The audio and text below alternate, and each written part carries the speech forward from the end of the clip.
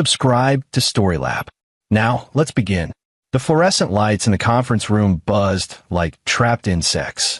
Calvin Savage sat across from 3 clients, watching them argue over blueprint revisions for their downtown hotel renovation. 15 years ago, he'd sat in rooms where men discussed targets, not terrazzo flooring, where blueprints meant structural vulnerabilities, not aesthetic choices. Mr. Savage, your thoughts on the lobby ceiling height? Calvin blinked, returning to the present. 18 feet. Anything lower feels oppressive. He tapped the blueprint. Your guests should feel welcomed, not contained. His phone vibrated. A text from Dwayne. Got an A on the history paper. Thanks for helping with the research. Calvin smiled. These moments, this normalcy, this was why he'd walked away from the agency. Why he turned in his credentials, buried his past, and learned to calculate load-bearing walls instead of enemy weak points. After the meeting, his colleague Mark Wagner caught him at the elevator. Drinks Friday? Jenny wants to introduce you to her sister again. I'm Mary, Mark. You know what I mean. Kristen's great, but doesn't her old man give you hell? Mark lowered his voice. Paul Schultz, federal prosecutor for 30 years. I looked him up. Guy put away some serious criminals. Retired now, Calvin said flatly. Yeah, but still, must be weird having that kind of father-in-law. Does he ever grill you about your past? I mean, before architecture, you were what exactly? Calvin's expression remained neutral, a skill that had kept him alive in Tehran, in Caracas, in places whose names were still classified. Consultant work, government contracts, boring stuff. The elevator doors opened. Calvin stepped in alone. At home, Dwayne was sprawled on the couch, controller in hand, some shooter game flickering across the screen. At 16, the kid had Calvin's dark hair and Kristen's sharp intelligence. Calvin had made sure Dwayne grew up soft. No military school, no combat training, no preparation for darkness. Just sports, good grades, normalcy. Hey, Dad, Mom's working late again. I'll start dinner. Calvin headed to the kitchen, then paused. That history paper, the one on interrogation techniques during World War II. Why that topic? Dwayne shrugged without looking away from the screen. Just seemed interesting. Mr. Henderson said I should research something unexpected. Calvin's jaw tightened. Jordan Henderson taught at Dwayne's school, but the name came with weight. Jordan's father Marcus had done time for a crime he didn't commit, prosecuted by Paul Schultz 20 years ago. The case had been overturned eventually, but by then, Marcus had lost everything. Small world. Or maybe not so small. The doorbell rang at 7. Calvin knew who it was before opening it. Paul Schultz stood there in his tailored suit, Deborah beside him with that practiced smile that never reached her eyes. Calvin. Paul's handshake was aggressive, testing. At 68, the man still carried himself like he owned every room. Hope we're not intruding. Deborah wanted to see Kristen, and I thought I'd check in on my grandson. Of course. Come in. Calvin stepped aside, noting how Deborah flinched when Paul's hand touched her back. Subtle. Most people wouldn't catch it. Paul made himself comfortable in Calvin's recliner, surveying the living room like a judge reviewing evidence. Dwayne, turn that garbage off. Come talk to your grandfather. Dwayne hesitated, glancing at Calvin. It's fine, Calvin said quietly. As Dwayne sat, Paul leaned forward. 16 years old. You should be outside building something, getting your hands dirty, not rotting in front of screens. You were wasting time. Paul's voice had that prosecutor's edge. When I was your age, I worked construction summers. Learned what real work meant. Your father understands, don't you, Calvin? Oh, wait. You spend your 20s and 30s doing. What was it again? Government consulting? Calvin met Paul's eyes. The old man knew something. Maybe not everything, but enough to probe. I help keep people safe, Calvin said evenly. By sitting in offices? Paul's smile was predatory. Strange career change. Government work to architecture. Unless the government work wasn't just paperwork. Must have been something more hands-on. Deborah cleared her throat.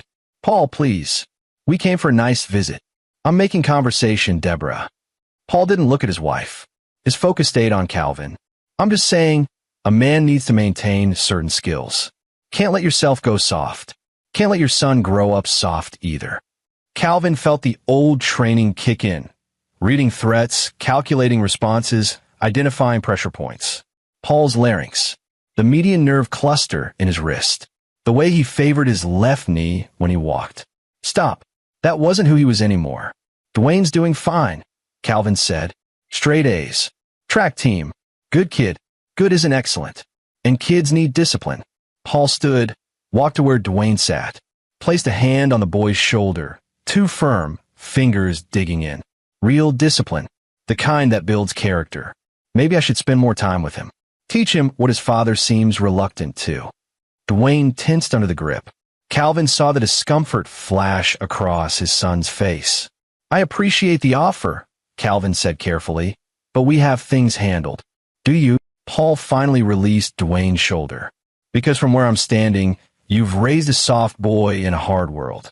That's dangerous, Calvin. Makes him a target. Paul. Deborah started. Quiet. The single word made her shrink. Years of conditioning. Calvin walked to the door, opened it. I think it's time you both headed out. Kristen will be home soon, and we have an early morning. Paul's expression darkened. For a moment, the mask slipped, and Calvin saw the real man underneath. Control. Dominance. The need to break anything that didn't submit. Of course, Paul said smoothly, the mask returning. But Calvin, remember, boys need strong men in their lives, not architects. He paused at the door. I'll be around more often. For Dwayne's sake. After they left, Dwayne exhaled. Grandpa's intense. Yeah. Calvin locked the door, watched through the window as Paul's Mercedes pulled away. He is. Listen, if he ever makes you uncomfortable. It's fine, Dad. He's just old school, right? Calvin wanted to say more, but Kristen's car pulled into the driveway. She came in looking exhausted, her hospital scrubs wrinkled from a 12-hour shift. Your parents were here, Calvin said. The light in her eyes dimmed. How bad? Paul has ideas about spending more time with Dwayne. Kristen sat heavily on the couch. He does this, pushes boundaries until. She trailed off, but Calvin knew the rest. Until he gets what he wants. Until everyone bends. That night, lying beside Kristen, Calvin stared at the ceiling. His phone showed old contacts he hadn't called in years. Anthony Lehman, Sam Castro, others who understood what he'd been, what he could still do if necessary. No, that life was over. Paul was just a domineering old man. Manageable. Containable. Calvin closed his eyes, unaware that in 3 days, he'd realize how catastrophically wrong that assessment was. The morning arrived too bright. Calvin woke to find Kristen already gone, another early shift. Dwayne was eating cereal, scrolling through his phone with that vacant teenager expression. Dad? Grandpa texted. Want me to come over Saturday? Help him with some project. Calvin poured coffee, buying time. What kind of project? Dunno. Yard work maybe. Every instinct screamed refusal, but Calvin saw the trap. Say no, and Kristen would ask why. Paul would position it as Calvin being overprotective, unreasonable, and Calvin would have no concrete reason beyond gut feeling. I'll come with you, Calvin said. That's kind of weird, Dad. I'm 16. Humor me. Saturday came. Paul's house sat in an old money neighborhood, the kind where every lawn was manicured and every neighbor minded their own business. As they pulled up, Calvin noticed Paul watching from the window. Deborah answered the door, her smile brittle. Calvin, I didn't know you'd be joining. Thought I'd help out. Calvin followed her inside, noting the fresh flowers on the table, the spotless kitchen. Everything perfect, everything controlled. Paul appeared from his study, and something flickered across his face when he saw Calvin. Annoyance. Then it smoothed over. This was supposed to be grandfather-grandson time. Just being involved, Calvin said mildly. The project turned out to be organizing Paul's garage, clearly busy work. Calvin watched as Paul directed Dwayne, his command sharp, his criticism constant. Not there. Are you blind? Stack them properly. When I was your age, I understood basic spatial reasoning. Dwayne bit his lip, complying. Calvin's hands tightened into fists, relaxed, tightened again. This was psychological testing. Paul was probing for reactions, establishing dominance. After an hour, Calvin's phone rang. His firm, actual emergency with a client site. I need to handle this, Calvin said. Won't be long. We'll be fine, Paul said, that smile again. Won't we, Dwayne? Calvin hesitated. Dwayne nodded. It's cool, Dad. The meeting pulled Calvin away for 2 hours. When he returned, Dwayne was quiet in the car. Too quiet. Everything okay? Yeah. But Dwayne rubbed his arm, and when he shifted, he winced. Let me see. Dad, it's nothing. Calvin pulled over, turned on the dome light. Dwayne's arm showed finger-shaped bruises. Fresh. What happened? I dropped a box. Grandpa grabbed me to keep it from falling. No big deal. But Calvin knew grip strength. Knew the difference between catching someone and hurting them. This was the latter. Dwayne, please don't make it a thing. Mom's already stressed with Grandpa, and it was just an accident. Calvin drove home in silence, rage building beneath his carefully maintained surface. That night, he lay awake planning confrontations, then dismissing them. Any accusation would fracture Kristen's family. Paul would deny, call Calvin paranoid, make him the villain. Calvin needed proof, or he needed Paul to reveal himself completely. Monday brought a wrinkle. Calvin's firm landed a major contract, convention center in Phoenix. Site visit required, presentations, meetings, 3 days minimum. I can't leave right now, Calvin told Mark. You're the lead architect. They want you specifically. Mark studied him. What's going on? You've been off since that presentation. Calvin couldn't explain. Couldn't say that every instinct honed through years of reading Dangerous Men told him Paul Schultz was escalating towards something. Couldn't admit he was afraid to leave his son alone. But refusing would tank the project. Cost jobs. Calvin was being paranoid, letting his past color his present. Paul was just a difficult old man. Plenty of kids dealt with worse grandparents. He took the assignment. The Phoenix meetings consumed Wednesday and Thursday. Calvin called home twice daily. Kristen sounded normal. Dwayne sounded normal. Everything was fine, except it wasn't. Thursday night, Calvin woke at 3 a.m. in his hotel room. No alarm, no noise. Just that sixth sense developed in places where sleeping too deeply meant dying. He called home. No answer. Called Kristen's cell. Voicemail. Probably nothing. Night shift. Phone on silent. But Calvin was already booking the earliest flight back. He landed Friday at noon, drove straight home. The house looked normal. Quiet. Calvin opened the door, and the world tilted. The smell hit him first, copper and salt. Blood. Not fresh, but recent. His training took over instantly, senses amplifying. He moved through the living room, cleared it. Dining room, empty. Kitchen.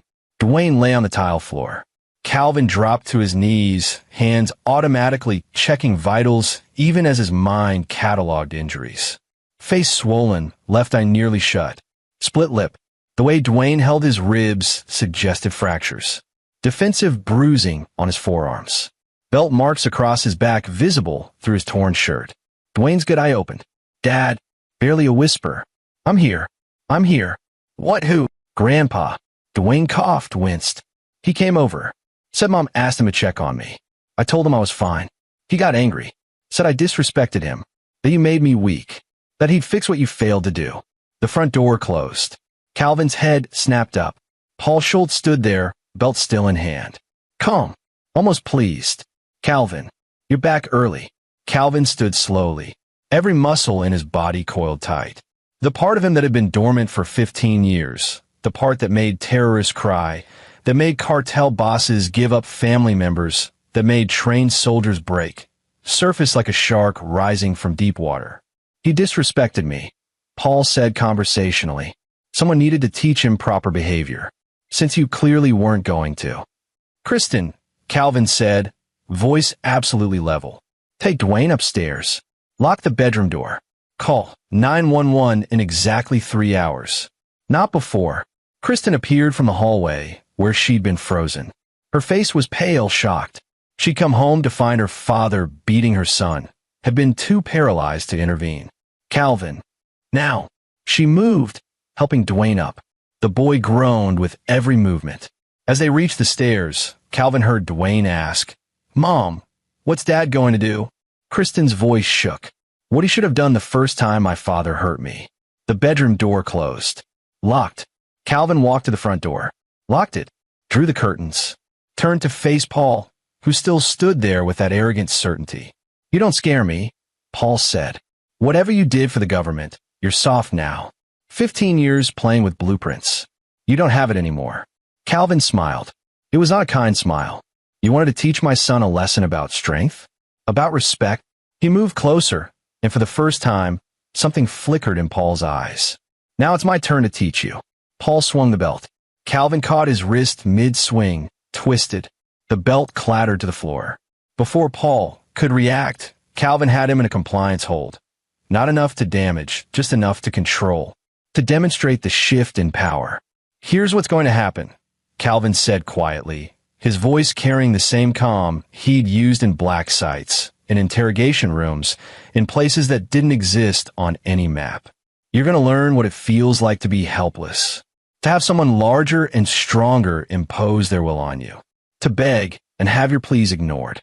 I'll have you arrested. With what evidence? You attacked my son in my home. There's a blood trail from the kitchen to here. Dwayne's injuries speak for themselves. I'm defending my family." Calvin forced Paul down into a chair, used zip ties from his workshop to secure him. Paul struggled, and Calvin let him. Let him understand the futility. "Do you know what I really did for 15 years? Calvin asked. "I made people talk. People trained to resist torture.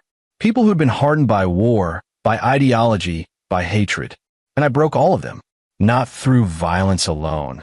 Though I learned every pressure point, every stress position, every physiological response to pain. No, I broke them psychologically. Made them want to tell me secrets. Made them beg to cooperate." Paul's face had gone pale. "You're insane. You wanted the monster.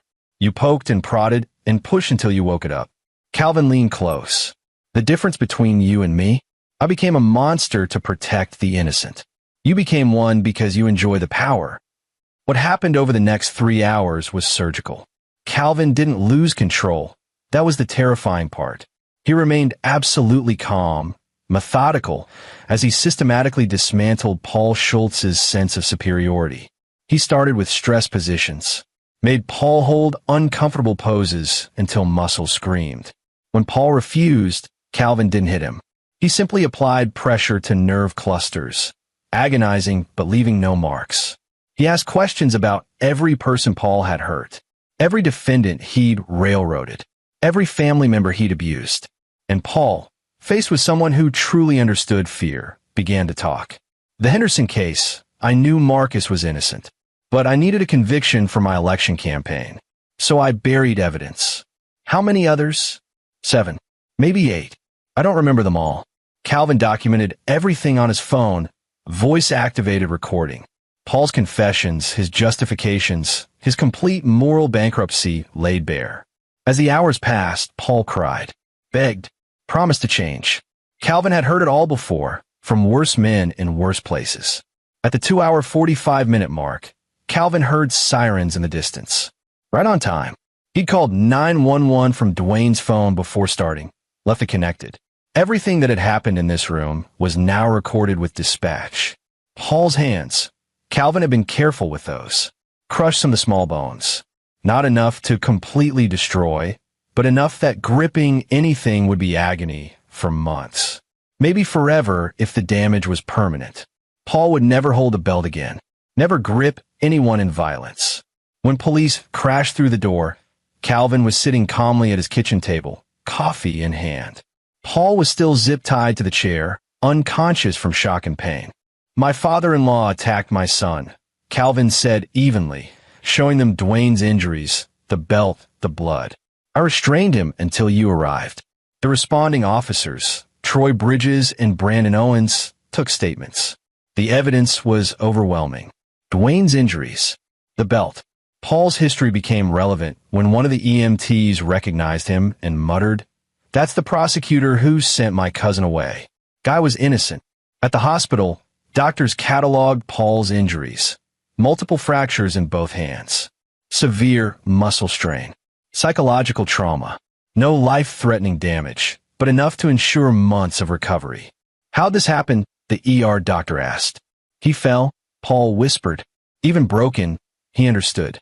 If he admitted what happened, He'd have to admit why it happened. Would have to explain attacking a teenage boy. The doctor looked skeptical, but wrote it down. Calvin returned home as dawn broke. Kristen and Dwayne were still upstairs. He found them sitting together on Dwayne's bed, holding each other. "It's over," Calvin said.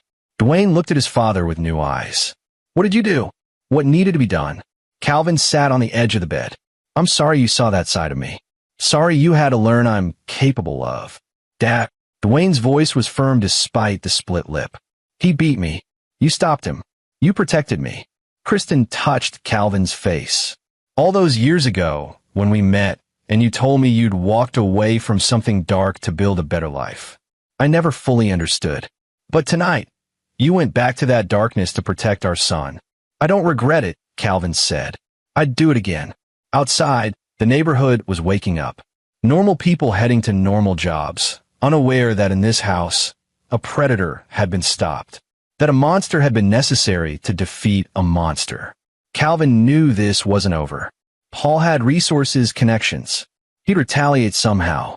But for now, his family was safe. And Calvin Savage, former CIA interrogator turned architect, was prepared to do whatever necessary to keep it that way. 3 days after the incident, detectives Joshua Fry and Gilbert O'Neill sat in Calvin's living room. Fry was mid-40s with the tired eyes of someone who'd seen too much. O'Neill was younger, sharper, taking notes on everything. "Let's go over this again," Fry said. "You came home, found your son beaten, confronted your father-in-law, and restrained him." "That's correct. For 3 hours. I wanted to ensure he couldn't harm anyone else before police arrived." O'Neill looked up from his notes. "Mr. Savage, Paul Schultz has 17 fractures in his hands. Severe nerve damage. He's claiming you tortured him." Calvin met O'Neill's gaze steadily. "He attacked my 16-year-old son with a belt. Split his ribs, nearly blinded him. I used reasonable force to subdue an aggressor in my home. Is Mr. Schultz pressing charges?" Fry and O'Neill exchanged glances. His lawyers advised him not to. "Probably because your son's injuries are well documented and self-defense laws in this state are permissive. Plus," Fry added, leaning back, "we ran Paul Schultz's name through the system. Interesting history. Lot of overturned convictions from his time as a prosecutor. Some complaint from his office staff about hostile work environment. In your 911 call, dispatch recorded the entire altercation. Hard to claim torture when we have audio of you defending yourself." Calvin had counted on that. The 911 recording captured Paul's threats, his admission of beating Dwayne, his attempts to attack Calvin. What it didn't capture clearly were the specifics of what Calvin did. Careful positioning and precise interrogation techniques that left minimal evidence. "We spoke with your son," O'Neill said. "Brave kid. Clear statement about what his grandfather did. Also spoke with your wife. She corroborated everything." Fry stood. "Here's how this plays out. Paul Schultz goes down for felony assault of a minor. You get a pass on the excessive force because legally you were defending your home and family. But Mr. Savage," he paused, "whatever you really did in that government consulting job, keep it locked down. Paul's lawyer is digging, and if they find ammunition, they'll use it." After the detectives left, Calvin found Kristen in the kitchen, staring at nothing. "I knew my father was cruel," she said quietly. "Growing up, She stopped, gathered herself. "There were incidents. My mother and I learned to avoid setting him off. But I thought with time, with grandchildren, he'd softened. Abusers don't soften. They just find new victims. When I came home and saw Dwayne on the floor, saw my father standing there so calm, so righteous." Kristen's hands shook. "Part of me wanted to stop you. Part of me wanted to help you hurt him worse." Calvin pulled her close. "You don't have to feel guilty for that. My mother called. She wants to see you." Deborah Schultz arrived that afternoon, looking smaller somehow, without Paul's presence dominating space. She seemed almost translucent. "I'm filing for divorce," she said without preamble. "My lawyer says Paul's criminal charges will help expedite things." "Good," Kristen said. Deborah's eyes were red. "I should have left years ago, after the first time he hit me, or the times he—" She looked at Kristen. "You were 12 when I realized he was doing the same to you. I told myself it wasn't that bad. that he provided for us, that no one would believe me against a federal prosecutor. Mom, I'm not asking for forgiveness. I enabled him. Let him hurt my daughter because I was too afraid to leave. Deborah turned to Calvin. What you did, what I heard happened. Thank you. Someone should have stopped him decades ago. After Deborah left, Calvin received a call from an unknown number. Mr. Savage? This is Renee Atkins. I was Paul Schultz's assistant for 15 years. Calvin put the call on speaker so Kristen could hear. I heard about what happened to your son, Renee continued. I'm sorry, but I'm calling because Paul wasn't just a bad boss. He was corrupt. I have documentation, emails, recorded conversations, evidence he deliberately prosecuted innocent people. Why didn't you come forward before? Fear. He had connections everywhere. But now that he's charged, now that he's vulnerable, I thought you should know.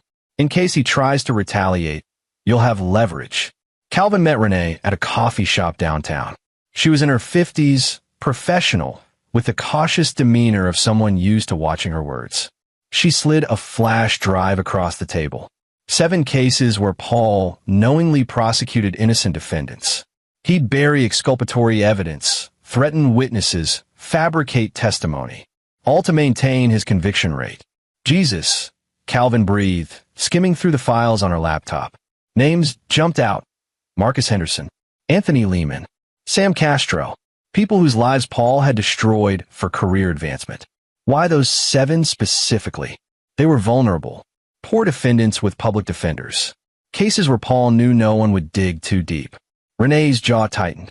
I tried to speak up once. He threatened my career, my family, so I kept quiet and documented everything. Waited for the right moment. And that moment is now. He beat a child, his own grandson. That's who Paul really is, someone who hurts the vulnerable and calls it strength. She closed the laptop. Use it however you need to. That evening, Calvin sat with a flash drive, contemplating his next move. The evidence could destroy Paul completely, end his pension, expose his legacy, potentially lead to criminal charges beyond the assault. But it could also paint a target on Calvin's back. Paul still had allies, people who'd benefited from his corrupt prosecutions, who'd want this buried. What are you thinking? Kristen asked. That Paul won't let this go. He'll see his arrest as temporary. Once he recovers, he'll come after us legally, financially, however he can. So what do? Calvin looked at the flash drive. We make sure he can't. The next morning, Calvin reached out to someone he hadn't contacted in 15 years. Anthony Lehman answered on the 3rd ring. Savage. Heard your name recently. Interesting situation with your father-in-law. How did you? I keep tabs on former colleagues, especially the good ones. Lehman's voice was warm, familiar. Paul Schultz. I remember that name. He prosecuted me in '09 on fabricated weapons charges. I was running an op, and he nearly blew my cover for his conviction numbers. You're on the list then? What list? Calvin explained Renee's evidence. The 7 cases. The pattern of corruption. Lehman whistled. That's federal. Career-ending. Possibly prison-worthy if handled right. I need advice. Do I leak this? Go to the media? Federal investigators. You do nothing, Lehman said firmly. You give it to me. I've got contacts at DOJ who wanted to nail Schultz for years, but lacked evidence. They'll open an investigation quietly. Build a case properly. No blowback on you or your family. Why help me? Because Paul Schultz destroyed 7 innocent people's lives that we know of. Probably more. And because you walked away from the life and built something good. I respect that. Let me protect it. Calvin sent the files to Lehman through encrypted channels. Then he waited. 2 days later, Paul was released from the hospital. His hands were casted, his movement limited, but his fury was evident. He held a press conference from his lawyer's office.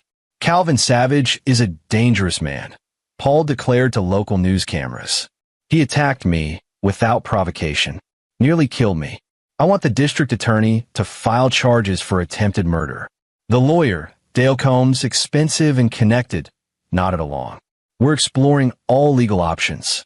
My client is a respected former prosecutor who was brutally assaulted in his son-in-law's home. Kristen watched the press conference with growing anger. He's spinning it, making himself the victim. Calvin remained calm. Let him.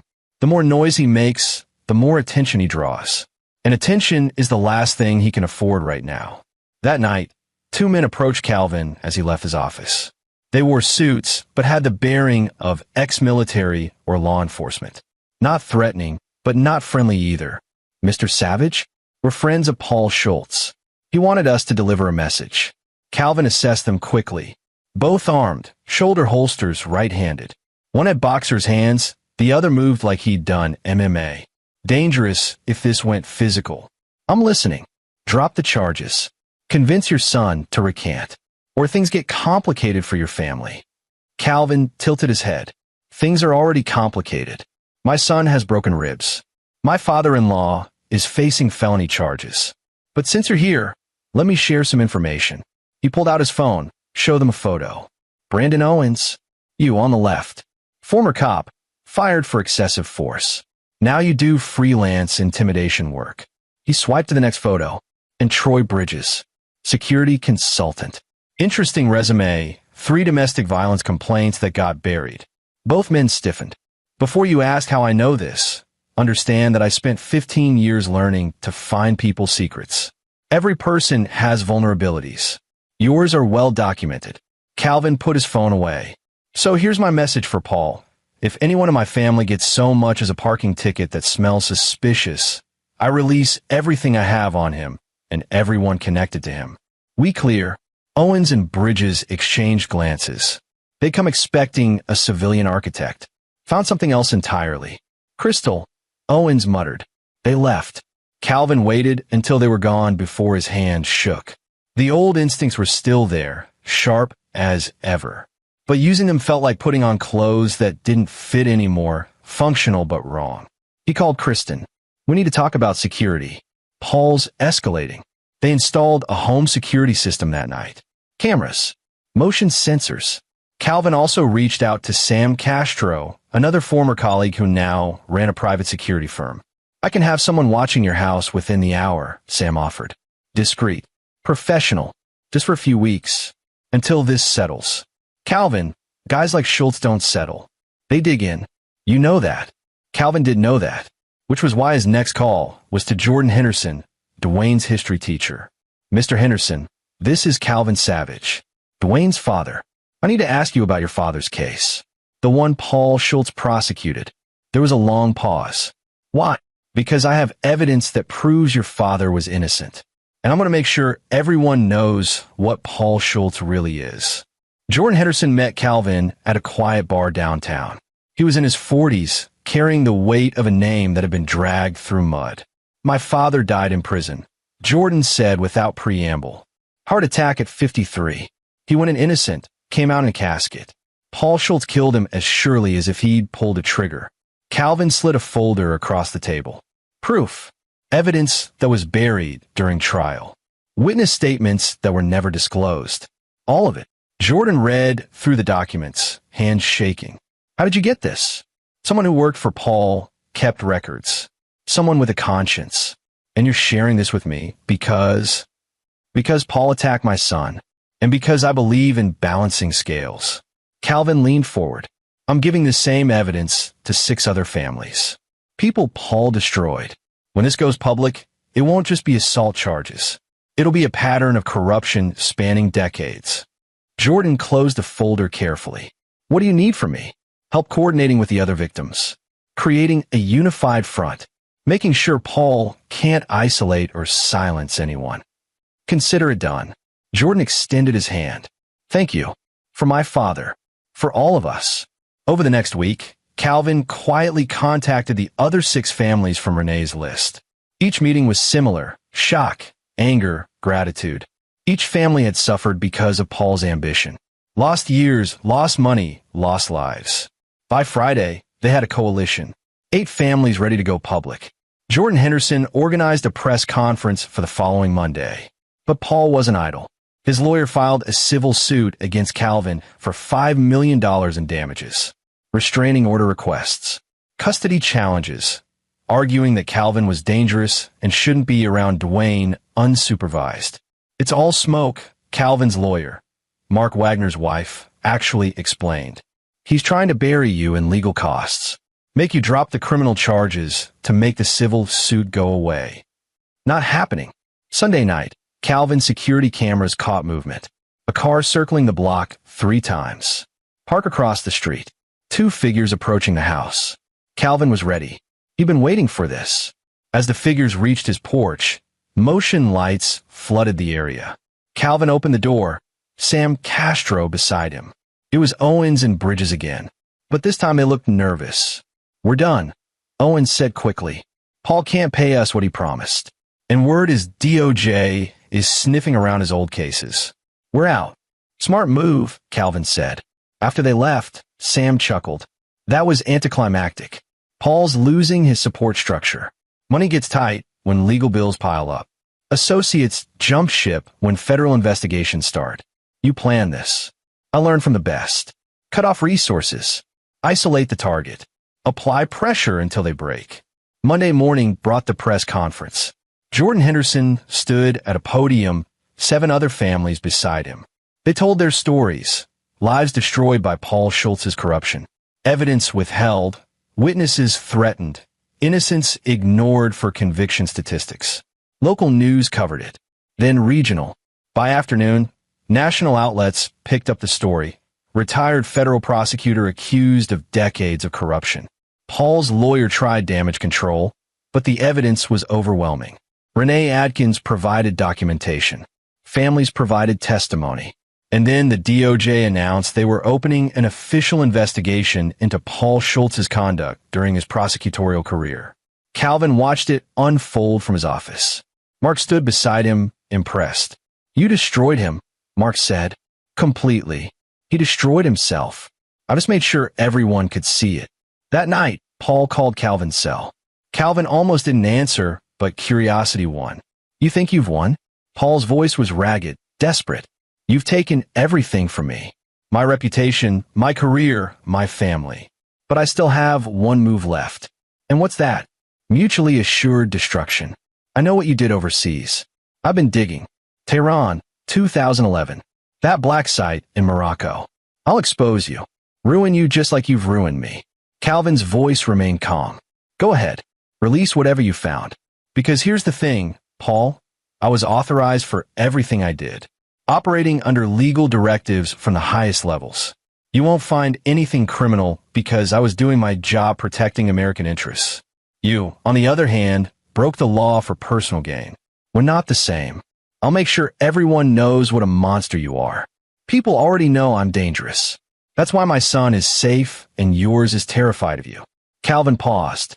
"You lose, Paul. Accept it." He hung up. 2 days later, Paul Schultz suffered stroke. The stress, the medications, the mounting pressure, his body gave out. He survived, but was left partially paralyzed, speech slurred, confined to a wheelchair. Deborah filed for divorce while he was in ICU.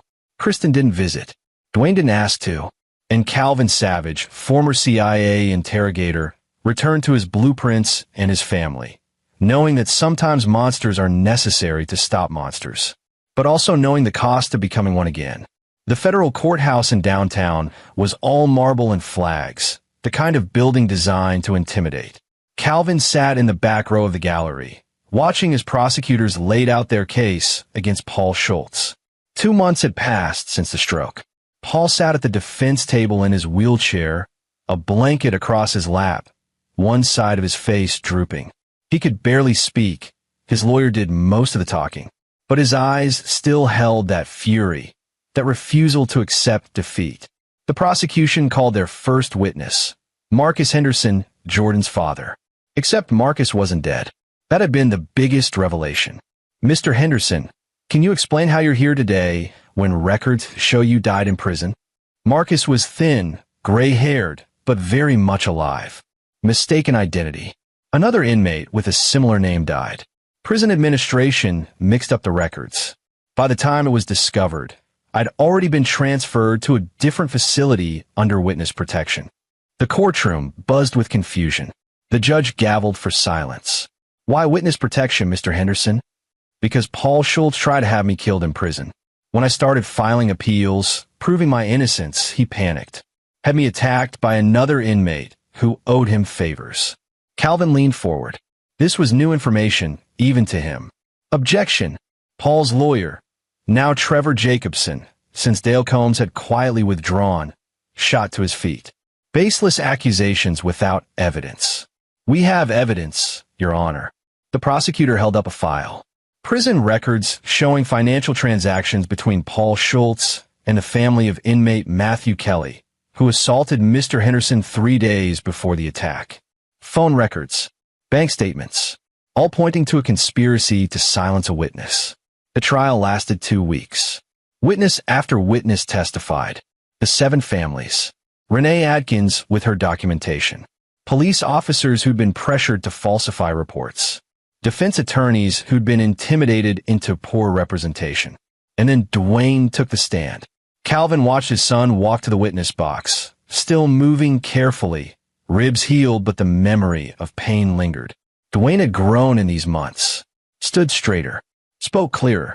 The beating had changed him, but not broken him. Can you describe what happened on the afternoon of November 15th? The prosecutor asked gently. Dwayne's voice was steady. My grandfather came to the house. Said my mom asked him to check on me. When I said I was fine, he got angry. Started yelling about how I was weak. Then my father had made me soft. What happened next? He took off his belt. Told me he was going to teach me what real strength looked like. Dwayne met Paul's eyes across the courtroom. Then he beat me. I tried to defend myself, but he was bigger, stronger. He didn't stop until I couldn't fight back anymore. And when your father arrived, he sent my mom to call the police. Then he made sure my grandfather could never hurt anyone again. Objection. Jacobson stood. The defendant's actions are not on trial here. They are when they demonstrate a pattern.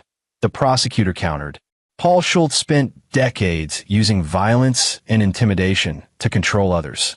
The assault on his grandson is simply the most recent example. The judge allowed the testimony to continue. Calvin was called next. He'd been dreading this, having to explain those 3 hours without revealing the full extent of his training. Mr. Savage, you restrained Paul Schultz for approximately 3 hours. Can you explain why? I wanted to ensure he couldn't harm my son further or escape before police arrived. I used minimum necessary force to keep him contained. The medical reports show 17 fractures in Mr. Schultz's hands. How do you explain that? Calvin met the prosecutor's eyes. They'd rehearsed this. Mr. Schultz was violent, aggressive. He attempted to attack me multiple times. During one struggle, I defended myself, and he injured his hand against the furniture. It was a lie. Everyone in the courtroom probably knew it was a lie. But legally, it was defensible. The defense tried to paint Calvin as the real aggressor, but between the 9/11 recording, Dwayne's injuries, and Paul's history of violence, the narrative didn't stick. Isn't it true, Mr. Savage, that you have extensive training in interrogation and torture techniques? I work for the government in intelligence capacity. My work is classified, but you use those techniques on my client. I used reasonable force to protect my family. Nothing more. After 2 weeks of testimony, the jury deliberated for 6 hours. They returned with guilty verdicts on all counts. 7 counts of prosecutorial misconduct, conspiracy to obstruct justice, witness tampering, and the assault on Dwayne, felony assault and battery of a minor. The judge set sentencing for the following month. Paul was released on bond due to his medical condition, but confined to house arrest with electronic monitoring. Calvin knew Deborah had already moved out, filing paperwork to ensure she'd get nothing of his in the divorce. 3 weeks later, Calvin received an unexpected visitor at his office. An older woman, professionally dressed, with kind eyes. Mr. Savage? I'm Sally Fowler. I was one of Paul Schultz's victims. Case from 1998. Calvin invited her in, offered coffee. I wanted to thank you, Sally said, for exposing him. I spent 5 years in prison for a crime I didn't commit. Lost my children, my career, my life. When I got out, I tried to rebuild, but the conviction followed me everywhere. I'm sorry that happened to you. It wasn't your fault. But your actions, collecting the evidence, organizing the families, standing up to him, you gave us all justice we never thought we'd see. She paused. I also wanted to warn you. Paul has friends, people who benefited from his corruption. Judge Everett Lawson, Detective Joseph May. Others who are nervous about what might come out if Paul decides to talk. You think they'll come after me? I think they'll try to discredit you. Make the trial about you instead of Paul. Sally leaned forward. Be careful. Victory isn't final until sentencing is done. She was right to warn him. That week, stories began appearing in local media. Reformed CIA operative or dangerous vigilante? Articles questioning Calvin's past. Anonymous sources claiming he'd committed war crimes. Suggesting his attack on Paul was unprovoked, excessive. Calvin recognized the campaign for what it was. Character assassination coordinated by Paul's remaining allies. Judge Lawson had connections to several news outlets. Detective May had fed stories to crime reporters for years. Mark confronted Calvin at the office. These stories, are they true? Did you do the things they're implying? I did things I'm not proud of. In service of my country. Under legal authority. But nothing criminal. They're trying to make you look like the bad guy. Because they can't defend Paul's actions, so they attack the messenger. Calvin decided to get ahead of the narrative. He gave an interview to a national news outlet, carefully crafted with his lawyer present. Mr. Savage, these reports claim you tortured your father-in-law. What's your response? I defended my son who was beaten nearly to death by a man who spent decades abusing his power. Was I aggressive in restraining him? Yes. Did I use my training to ensure he couldn't hurt anyone else? Absolutely. Would I do it again to protect my family? Without hesitation. And your CIA background? I served my country in difficult circumstances. I followed the law and my conscience. When I felt that work was compromising my values, I left and built a different life. But I don't regret using my skills to protect an innocent child. The interview resonated. Public opinion, which had been wavering, swung back in Calvin's favor. Parents especially connected with the idea of doing whatever necessary to protect your children. Judge Lawson and Detective May retreated, realizing their campaign was backfiring.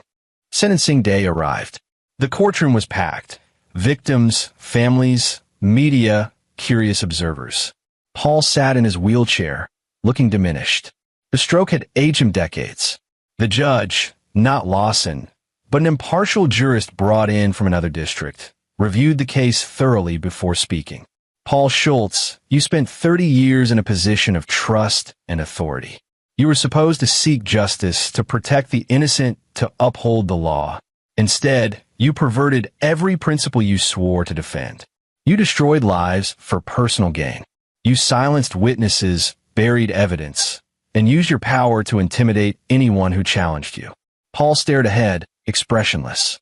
Your assault on your own grandson demonstrates that your abuse of power wasn't limited to your courtroom. It was who you are, a man who believes might makes right, who sees compassion as weakness, who inflicts pain without remorse. The judge paused. I've read the victim impact statements. 8 people whose lives you ruined. Families torn apart. Years stolen. And when finally confronted, you showed no remorse. Only anger that you've been caught.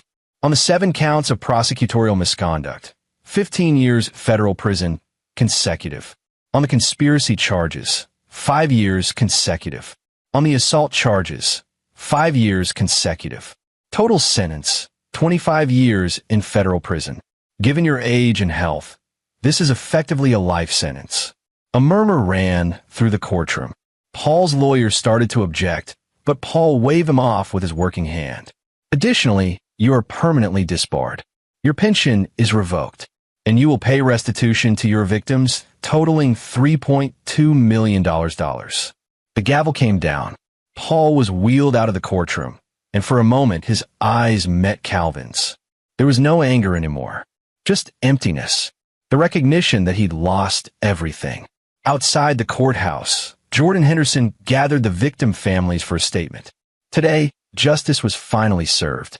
Not because the system worked, the system failed us for decades. Justice came because one man, Calvin Savage, refused to let power and corruption go unchallenged. We're grateful to him and to his family for their courage. Reporters tried to get Calvin to comment, but he simply shook his head and left. That evening, Calvin sat with Kristen and Dwayne in their living room. The security cameras were still running. Calvin had decided to keep them permanently. Trust was earned slowly, lost quickly. Is it really over? Dwayne asked. Calvin considered lying, offering false comfort. But his son deserved honesty. The criminal case is over. Paul will die in prison.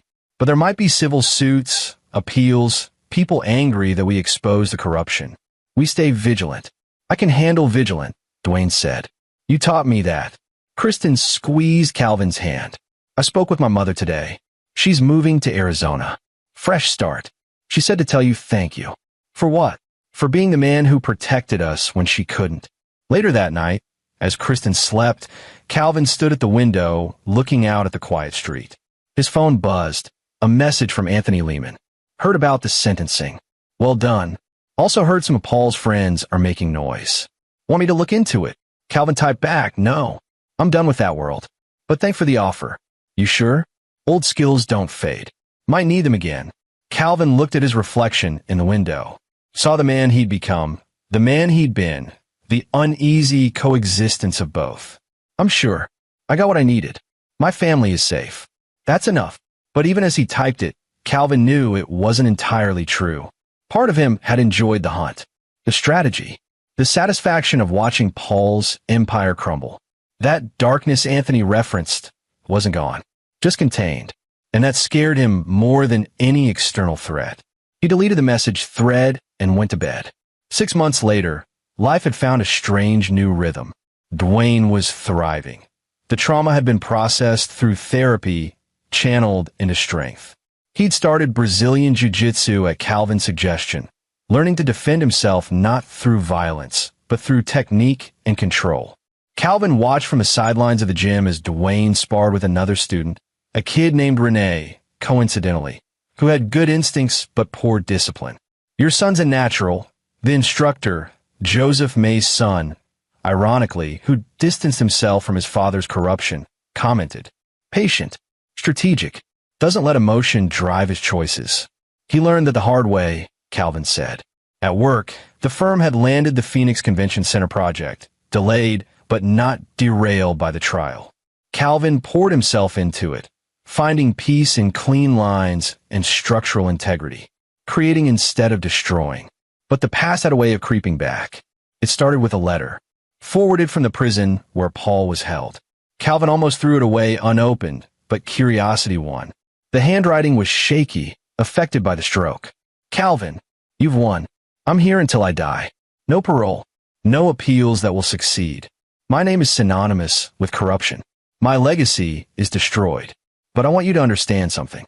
When I beat Dwayne, it wasn't about discipline or strength. It was about you. I needed to see if the man who'd walked away from power could still access it when pushed. I needed to know if you were still the operative everyone whispered about, or if you'd gone truly soft. You proved you hadn't.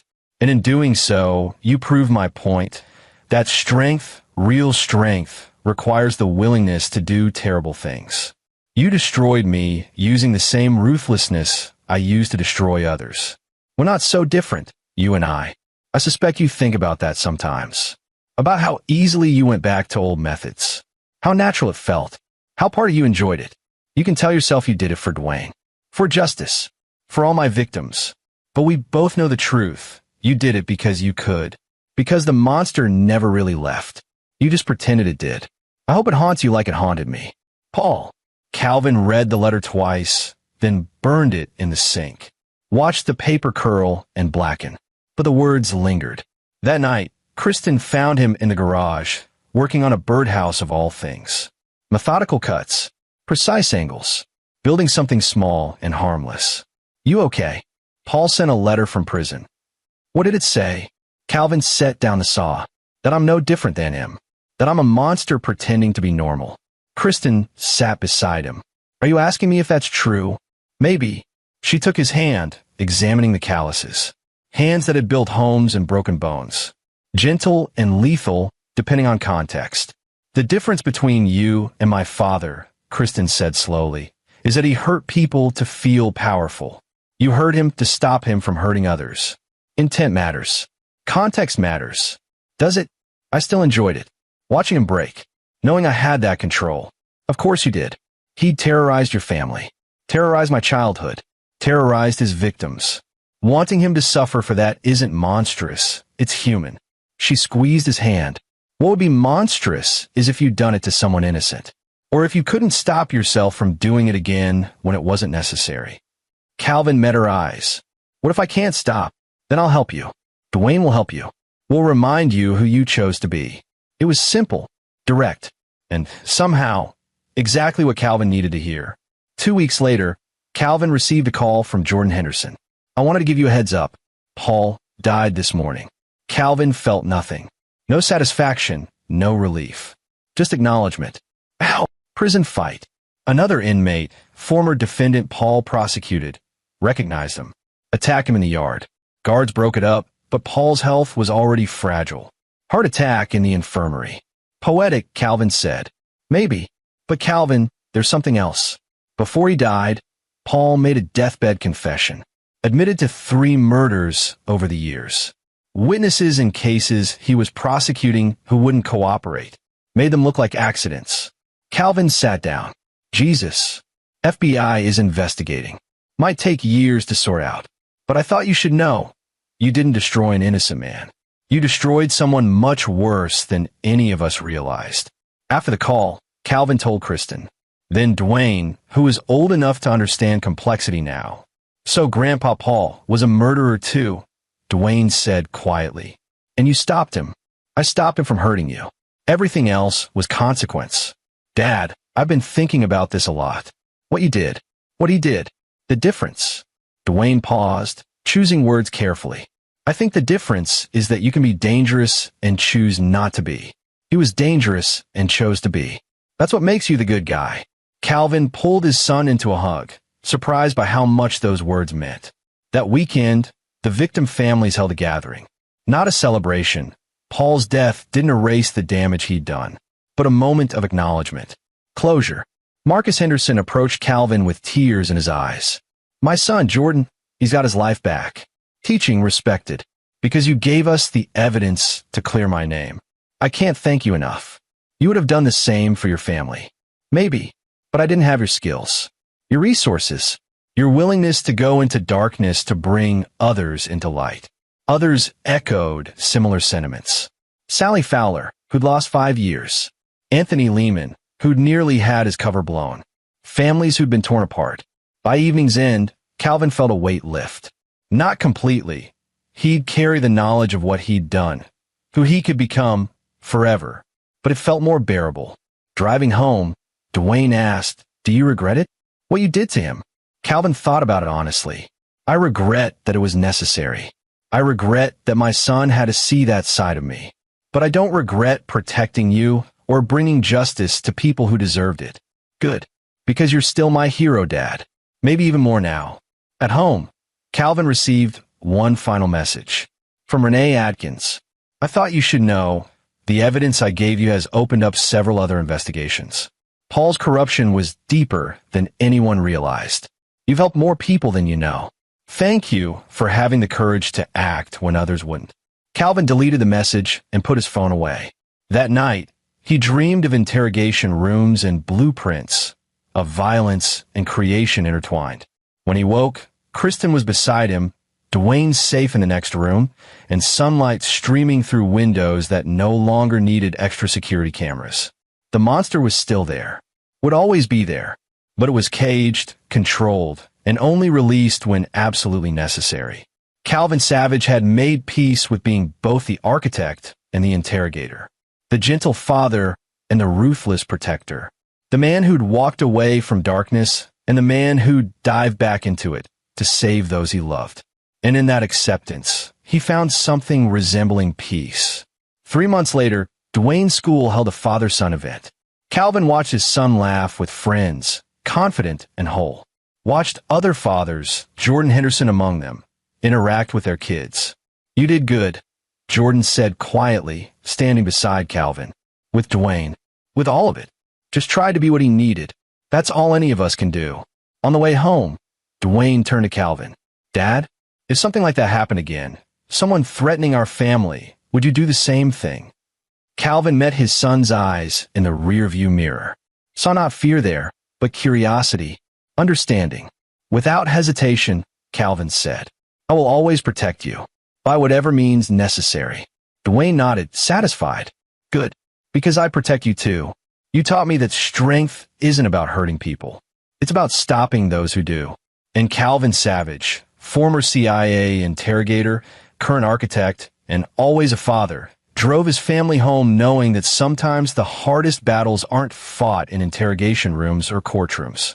They're fought in the quiet moments when you choose who you want to be. He'd made his choice 15 years ago when he left the CIA, and he'd made it again when he protected his son. The monster would always be there, lurking beneath the surface. But Calvin had learned to harness it, to use it only when necessary, and to cage it again when the threat passed. That was the real strength Paul had never understood. Not the capacity for violence, but the discipline to control it. As they pulled into the driveway, the house lit from within, Calvin felt something he hadn't felt in months. Peace. Not perfect, not permanent, but real. And for now, that was enough. This is where our story comes to an end. Share your thoughts in the comments section. Thanks for your precious time. If you enjoyed this story, then please make sure you subscribe to this channel. That would help me a lot.